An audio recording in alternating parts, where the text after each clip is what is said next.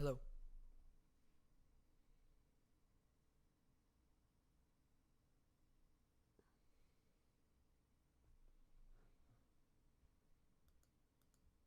Hello.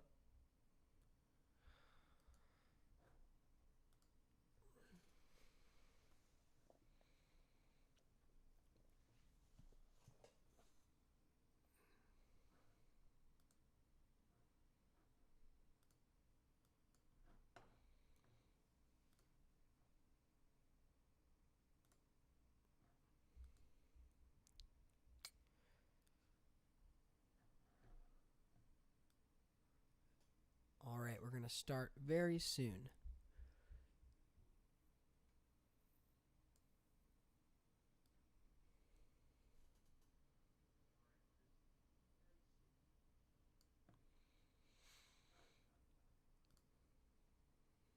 All right. Hello, everyone. My name's Brody from Silver Star Media Productions. I figured that tonight might as well get a little quick stream slash recording in if you're watching this and I'm not streaming it. Hope you're enjoying it. But what we're going to basically be doing today is I'm going to show you all a multi-track stream that I've been working, or a multi-track that I downloaded from this great website. The song is Eliza Jane, and the band's a thousand shining pieces. This is a great song. I love it. It's very country, but kind of not like modern country. It's nice folky country music. And I'm gonna show you all. Basically, I'm gonna break down how I mixed it in Studio One and how I mixed it with my Studio Live 32S, and just kind of show you all kind of my process, break down my process of mixing tracks.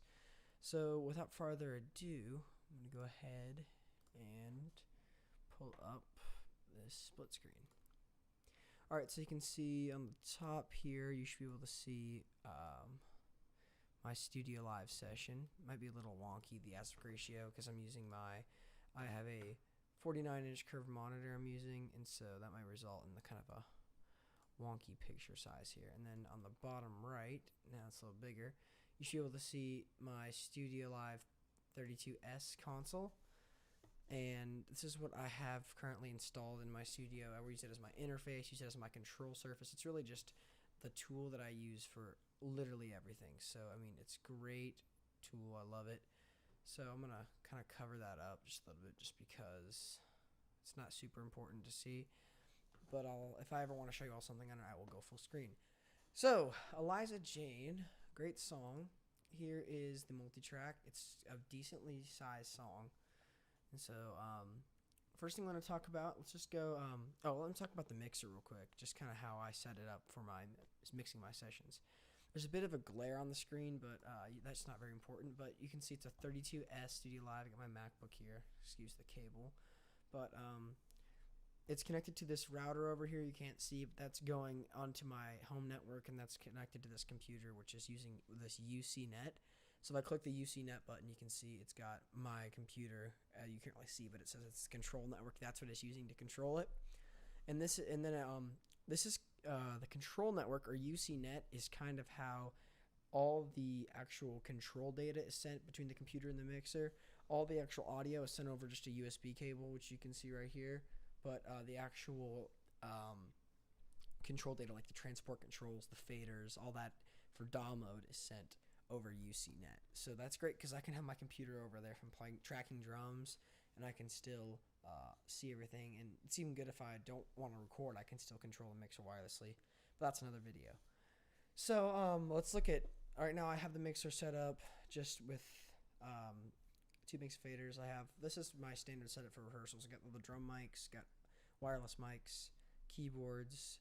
This is kind of all the page of all that stuff. And if I go over to my page over, you can see I have right now my mic is on channel 32, which is selected, so you can see it's coming out. I don't have it going at the main speakers because it would probably feedback, so you can see the main disselected and this is turned down, but it's going to this matrix mix, which is going into OBS. So you can see channel 32 is turned up on the matrix mix, and if I bring it down, there you go. You couldn't hear me for a second, but now you can hear me again. And then also going to the matrix mix is this fader here. This is our DAW output. So the Studio One is outputting to 33 and 34, which are this right here, this input one. analog input 1. Not analog, sorry. This is auxiliary inputs 1 and 2, so it's a stereo input, and you can see over here, if I select that, sorry, I bumped the microphone, it's selected as USB because it's coming from the computer.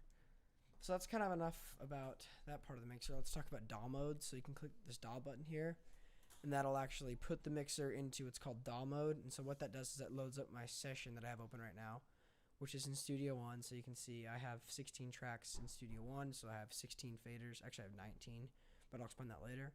It loads up all your tracks. It loads up your buses and your DCAs. So those are all open right here. And this is what I primarily use when I'm mixing tracks, is this DAW mode on the console. But if I ever have to change something, I can control this as the master, or if I have to go back, I can just click this again and then control the master output here. On the screen, you probably can't really see, but you get all your inserts, you get all your sends, mute, solo, everything, but I usually just use the buttons again. And you can actually see the colors correspond on these select buttons very softly. They correspond to the colors in Studio One. Alright, so now let's take a look at this and start actually breaking down the tracks in this song. So first I'm going to talk about the drums. So this particular multi-track had 6 drum tracks with it: a kick, snare, hi-hat, 2 toms, and overheads. So that's a decent sized set of drums that you have to track or look at. So what I did is, those are the first first 6 channels here, and what I did, instead of having to move all of these every time I want to move the faders, is I created what's called a VCA. And a VCA stands for virtual control, and what that does is it lets you virtually control all your analog inputs. So it's kind of like a remote fader. So here's the VCA, and you can see when I move it, it moves all the drum faders. It also, you can see this one next to it is also following. That is the bus. So in addition to the drums going to this VCA, they're also sending to this bus just to make mixing them a little easier. So instead, again, having to turn all these down, I can just turn down a master bus. So you don't really need both, but I decided to have both for this. And the other bus I have set up is this organ bus. And so the organs are right here, high and low microphones, and I panned one to left and right. And then I have those going to this bus. So let's start breaking it down, how I process the drums. I'm going to go ahead and solo select these. And let me play them, just a little bit of them for you, so you can hear what they sound like in this song.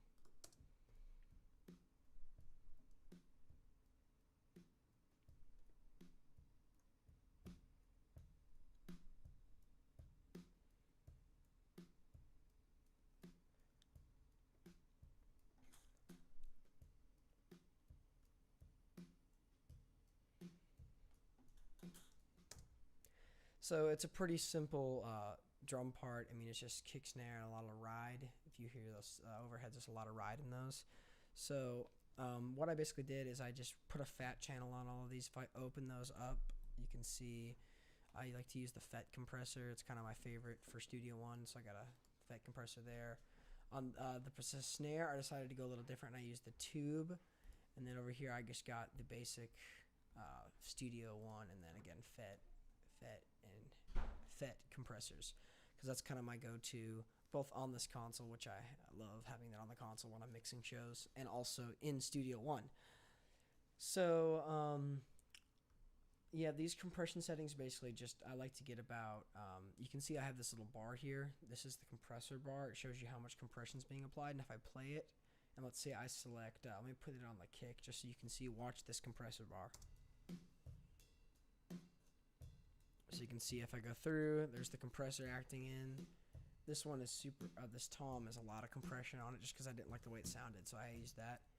So this shows you as the compression's happening. So right now we're on overhead, so you can see as it compresses. So I'm going to stop that. But that's kind of how compression, as far as EQ, again, it varied from track to track. Overhead's kind of a standard low cutoff EQ there. Toms. I wanted to bring out the lows in those. Same with that one. Hi-hat, just want to get those highs, cut out the low end. Snare was just a little bit of balancing at those mids and lows because it sounded a little narrow. And then kick, again, just going to bring up those bass frequencies in those mids and turn the high down. And then overall, the drums sound something like this. And again, out of context, these don't sound super good because of the particular song that I'm using, but stop that. And then I have this VCA that controls all levels. So if I want more drums, I just turn this one fader up or down. So instead of having to do all this, I static mixed all of this again first. That's kind of like the first rule of mixing. You want to static mix all of your tracks, and then after you static mix them, then you can start playing with plugins and that kind of thing. All right, so let's move on. Next, we are going to go and look at our bass and then our guitars, our acoustic guitars. So I'm going to unsolo these, and then I'm going to solo the bass. And the bass was pretty simple. Again, bass, it can't be that hard to process, right? So I'm going to play it.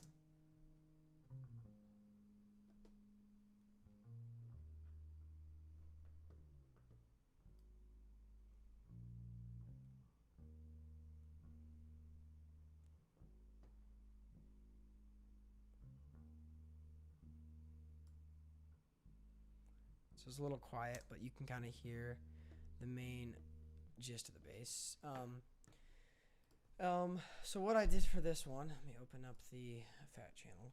Again, fat channel is kind of easier. If it's a really specialty thing, I might pull in a separate EQ. I did that on one of the tracks. I used a Pro EQ or a separate compressor, but fat channel is the best because you get 3 in 1. You don't have to go pull all these plugins in, and they have pretty solid plugins in them. But EQ is a lot of. I wanted to get those mids up because the mids and that bass had the round wound or flat wound strings have a nice crunchy sound, and I wanted to pull that out. So if you ever pro mix tip, if you ever want to pull out those kind of the tone of the strings, bring up your mids, and you kind of get a lot of that.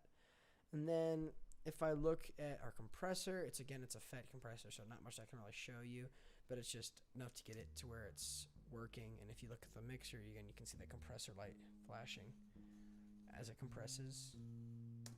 So that's pretty good. Let's take a look at the bass with the guitars. Actually, I'm going to mute it, but then I'm going to bring it back in so you can kind of hear it. We're going to build the song as I go through and show you left to right, so that at the end you'll kind of have an idea of how it sounds.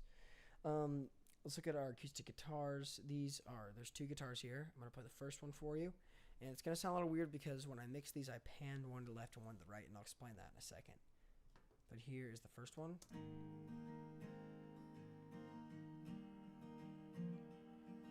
And I'm going to play the second one. So you can kind of see that if you look at the V meters, how this right's lighting up, no left. But that's kind of how I went about the guitars. So this first one is kind of more of a primary lead. So that's what I did is I kind of brought it out more if you look at the EQs. So if I open up our fat channel, and I also put a reverb on these, but I used an Everest compressor here, leveling amplifier actually, but I like the sound of this. It just sounded better than the tube on this particular guitar because I wanted to have it I wanted it to be different because it's different.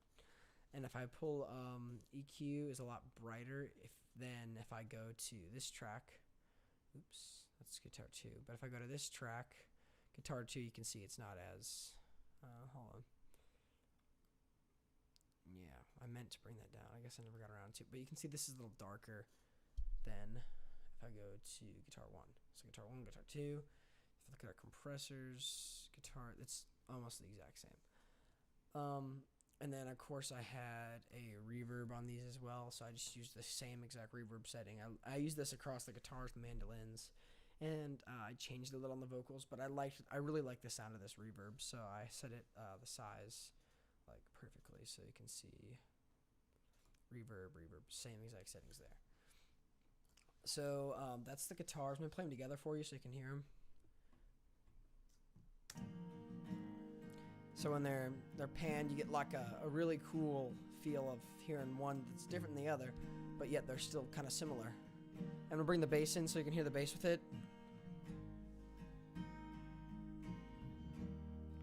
And let's bring the drums in on top of that.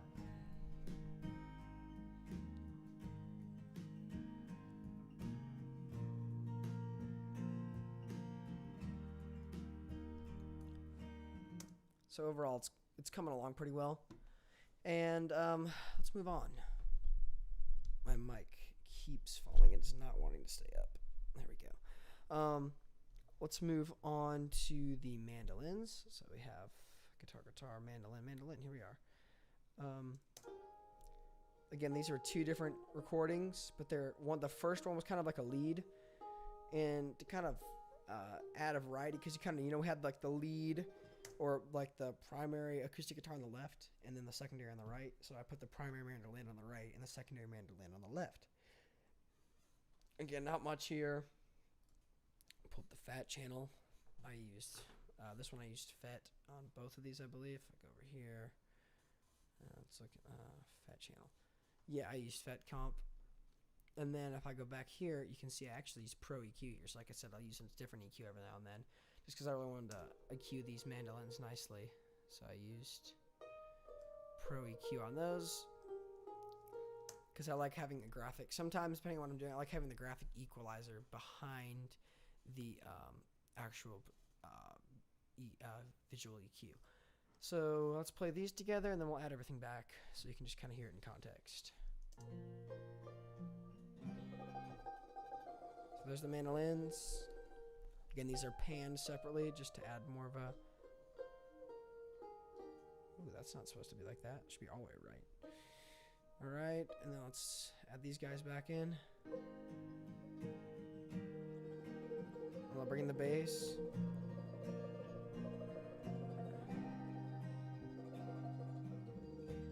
And the drums.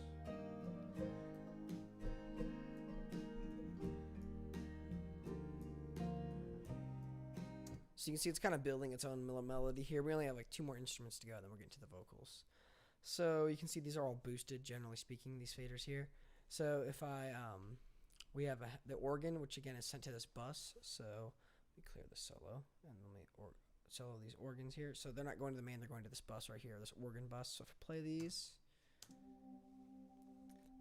this is some pretty cool mixing I want to show you all here. So that it's 2 channels for the organ right here, Hammond high, Hammond low. I don't know why they called it that, but I guess it's a Hammond organ, high and low for the mic placements. But they didn't make a stereo track, whoever recorded this, which was an interesting decision. But you can see if I select these, there should be... Oh, it's on the bus, that's why. I'm going to select the organ bus, because it was easier to mix just to put everything on the bus. And I open up my plugin. I got a rotor I put on here, which this is probably like my favorite Persona Studio One plugin. I mean, it's not the most useful, but like when you use it, it sounds amazing. And it's also just kind of cool, because I have not had a DAW that had this really cool looking rotor in it. We can see it's pretty cool. Let me turn it off so you can hear the difference. There's already a little bit of a Leslie on that, but let me turn it back on.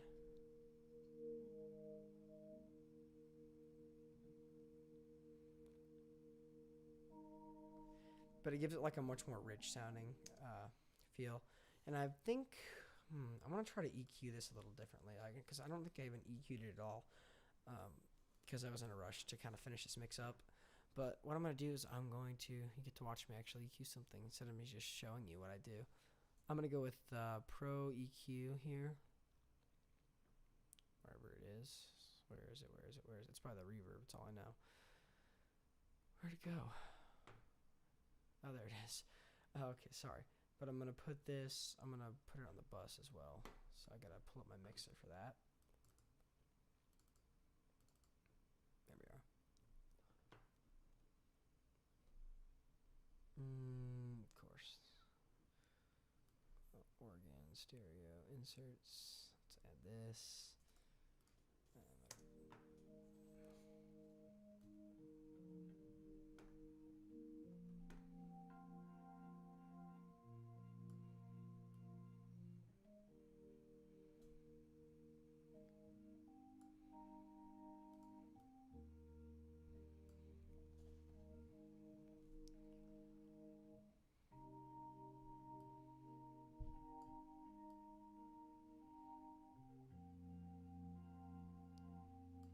Alright, that sounds pretty good to me. So we got organs, pretty good sounding. And then, oh, it's a bus. I keep wanting to copy and paste that to both channels, because a lot of these tracks are supposed to be stereo and they're not. The only one that actually is overheads, but like, could have made the guitars and mandolin stereo, but they're separate takes. So when we make them stereo with the panning that I showed earlier, that's why that effect is so cool. It's the inducing of stereo where that was not intended to be stereo. And now we have 3 more tracks. Let's look at, actually I want to play this organ. I guess, I'm going to wait. I'll do it with the pedal steel. So pedal steel, it's pretty straightforward.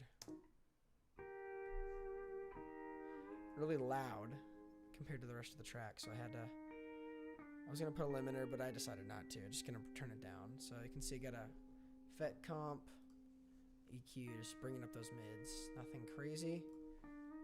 But now I'm going to play this with everything else, so sit back and listen. Organ. Let's add mandolins, guitars, bass, drums.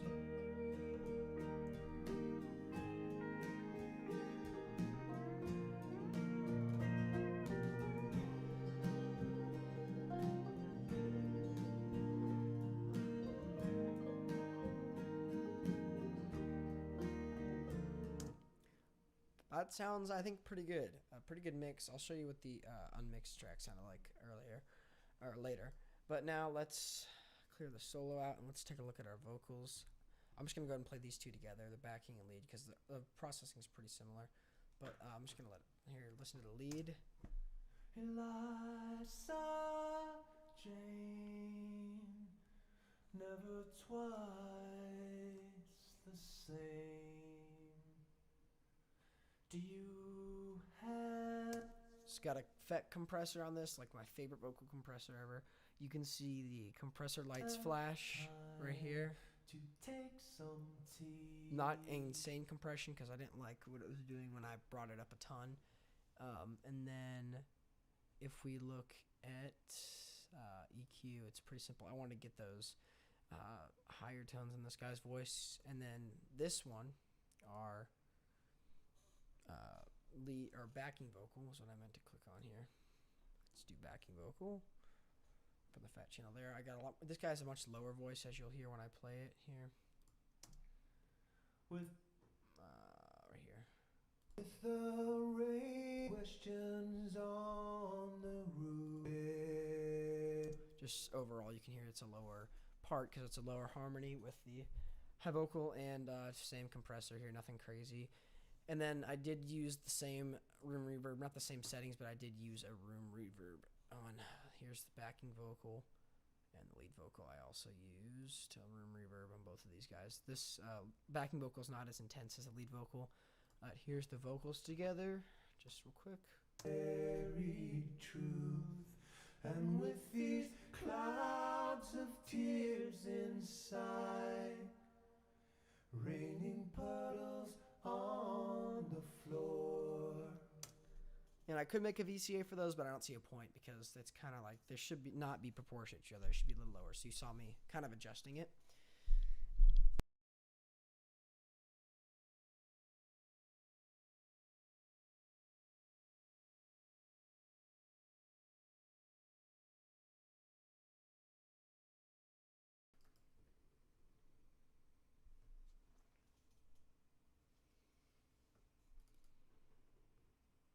Oh.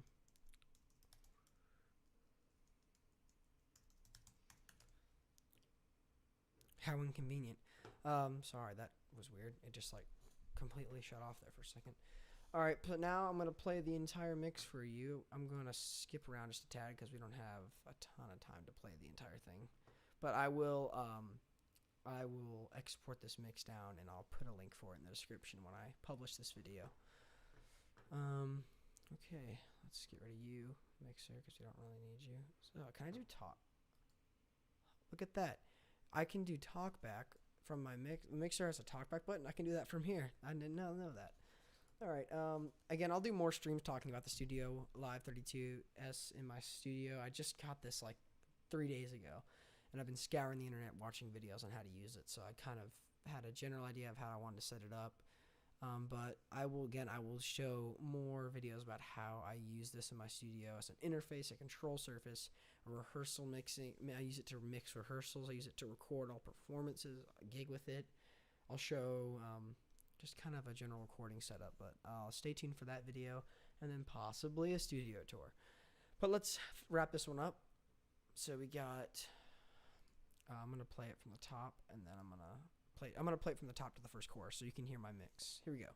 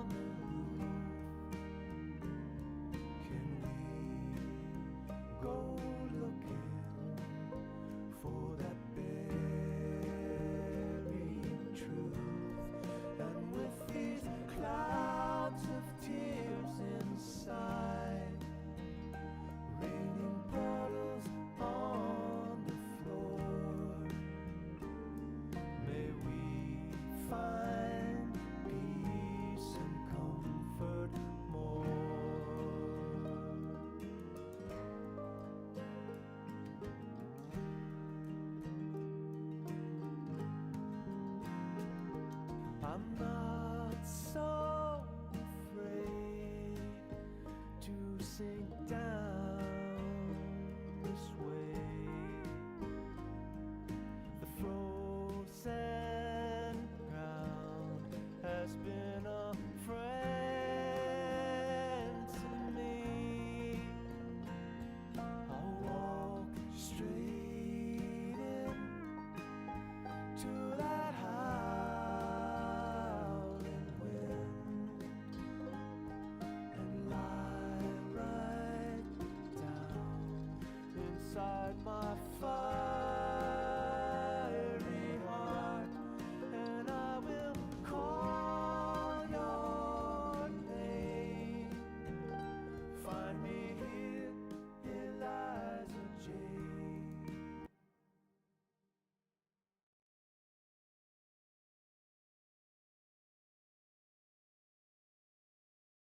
Sorry about that. My mic was muted. I let it play a little long because I got caught up fixing some clipping issues. I realized it's because I brought up the master just to hear it better.